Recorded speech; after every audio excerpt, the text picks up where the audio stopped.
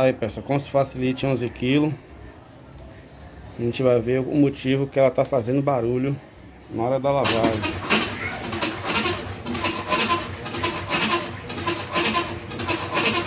A gente vai identificar agora para ver qual é o motivo do barulho.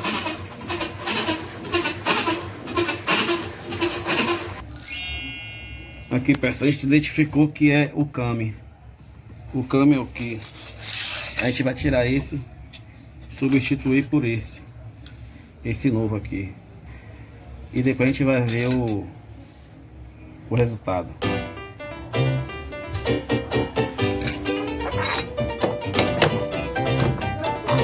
Viu?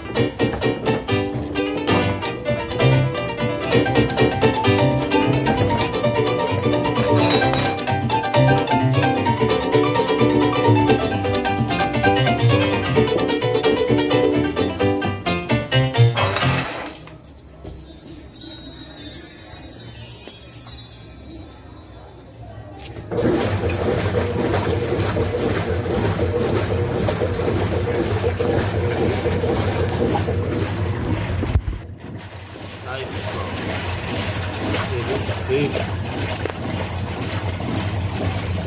nessa peça.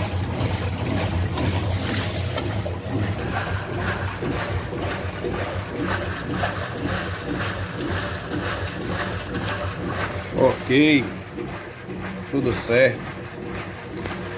Deixa seu like aí, dá seu joinha, se inscreve no canal aí para fortalecer a gente. Deus abençoe.